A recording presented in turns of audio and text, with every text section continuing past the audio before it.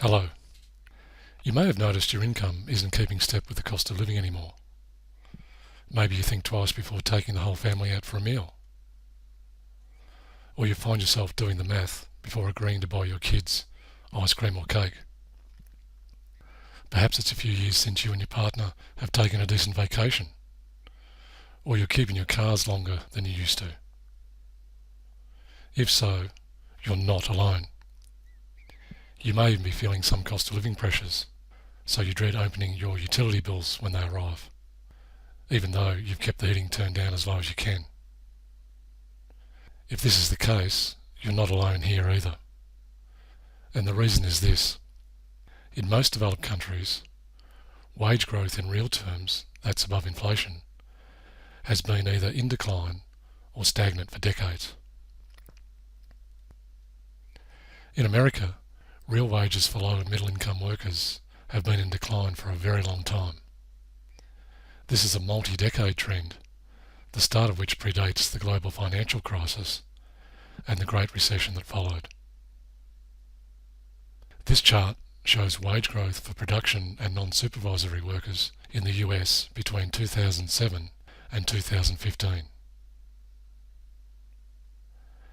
As you can see, the trend is down. According to the Bureau of Labour Statistics, production and non-supervisory employees account for 83% of workers employed in the private sector. So the trend in this chart represents the average of a lot of different occupations with varying pay rates. This chart shows the real change in hourly wages between 1979 and 2013 for low, middle and high wage workers in the US. It shows the pay of middle wage workers in the US has only increased 6% since 1979 and has been more or less flat since 2000. And this wage decline problem is not confined to the US. According to the UK Office of National Statistics, workers in the UK were earning £15 less every week in July 2017 than they were in March 2008. This chart shows real wage growth in the UK between 2001 and 2013.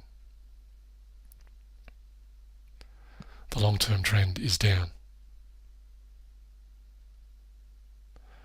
It's a similar story in Australia too. This chart shows annual growth in real wages between 2005 and 2015.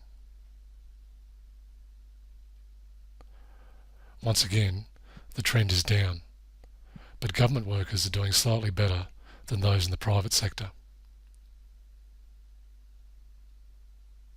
So real wage decline is a long-entrenched problem that's affecting the living standard of all but the highest paid workers in many developed countries, not just in the US.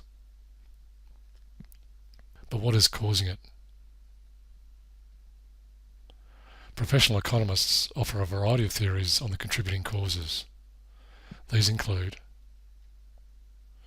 slack in the labour market, erosion of collective bargaining, rising employee benefit costs, global integration and trade with low-wage countries, rapid advancement and adoption of new technologies, and lagging educational attainment. Of these 6 contributing factors, only the last one, educational attainment, is something that an individual like you and I can do anything about. The other 5 are way outside of our control. And as you now know, if you sit around waiting for your income to improve on its own, the long-term nature of this downtrend suggests you'll be waiting for a very long time. This means, unless you're totally satisfied with your current level of income, which is almost certainly declining in real terms, doing nothing is not an option. So what is the best course of action?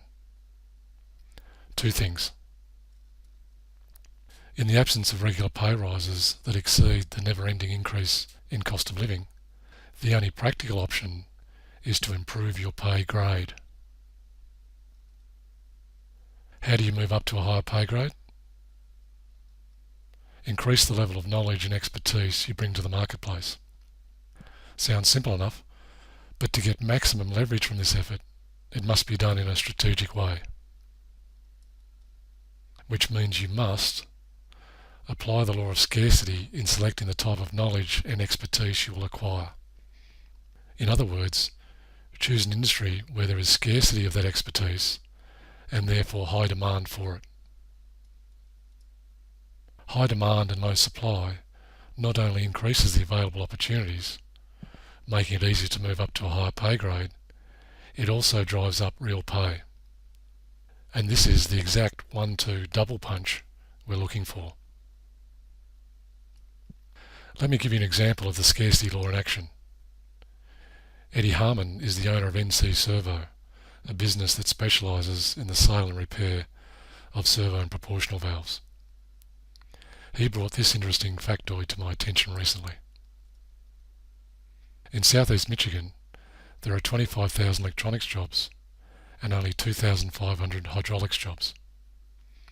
Sounds good for the electronics techs, doesn't it? However, there are 50,000 techs looking for the 25,000 electronics jobs and only 500 techs looking for the 2,500 hydraulics jobs.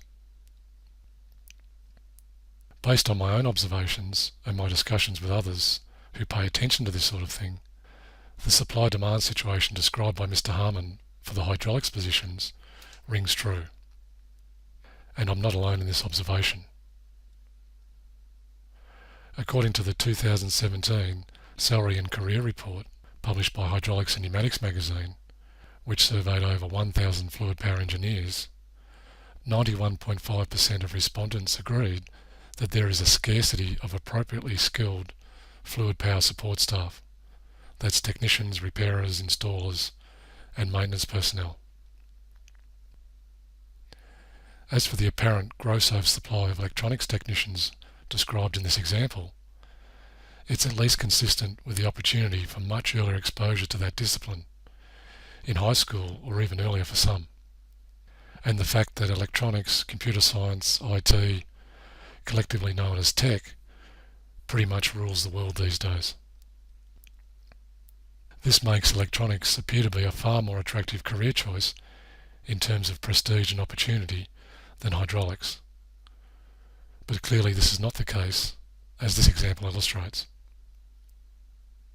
Would you prefer to be one of the 50,000 competing for 25,000 jobs, or one of the 500 choosing from 2,500 jobs? It's a no-brainer. Not only are there 5 job openings for every skilled hydraulics candidate, the competition from employers drives up the prices they're willing to pay.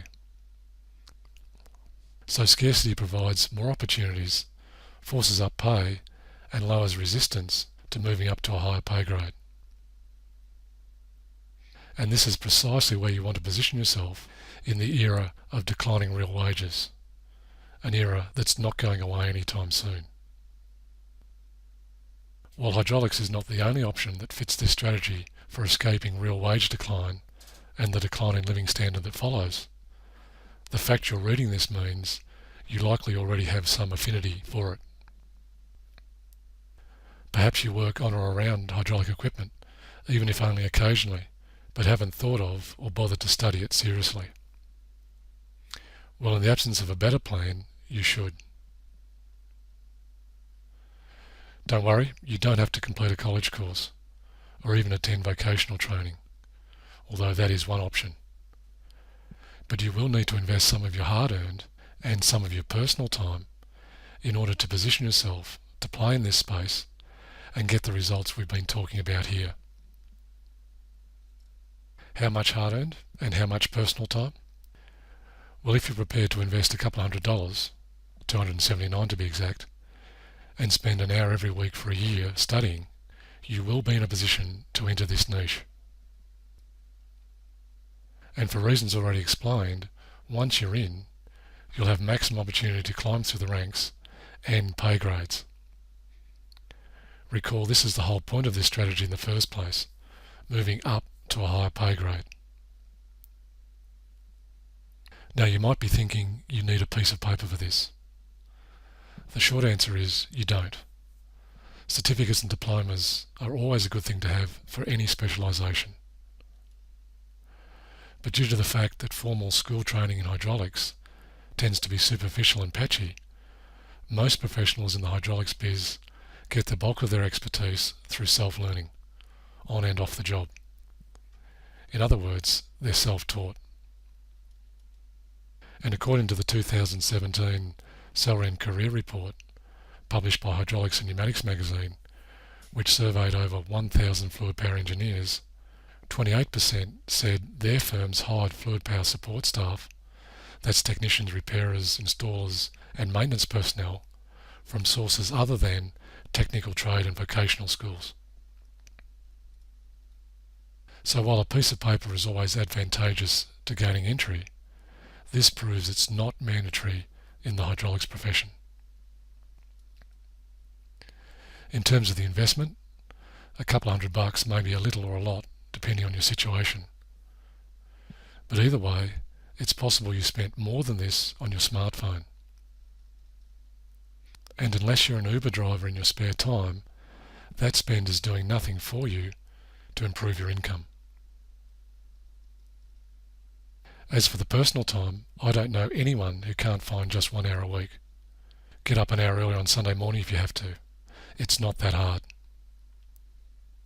If you think you're too busy to pursue this strategy, frankly, you're kidding yourself. Oh, and if you prefer to accelerate the process, spend an hour a day for just 8 weeks and you're on your way. On your way is a good way to describe it, because if you do decide to do this, you are embarking on a journey. And if you've done any travelling abroad, you've likely used a Frommer's or Lonely Planet guide. If so, you would have studied it before you left, highlighter and sticky notes in hand. And while on your journey, you would have kept it close and referred to it over and over. The combination of reading about the place beforehand and then being immersed in the place made it all make sense. This is precisely why these travel guides are so popular. And this is exactly what I'm suggesting you invest in today. A set of books that will guide your journey into hydraulics land and ensure it is safe and successful. But remember, this is not a jolly. It's a tactical foray into a place that offers a different kind of escape. Escape from real wage decline and the decline in living standard that results. If you're on board for this, and you should be, there are 2 routes you can take: industrial hydraulics specialist or mobile hydraulics specialist. And as you can guess, the choice is easy. If your work experience is mainly in the industrial domain, then industrial hydraulics specialist is the obvious path to take.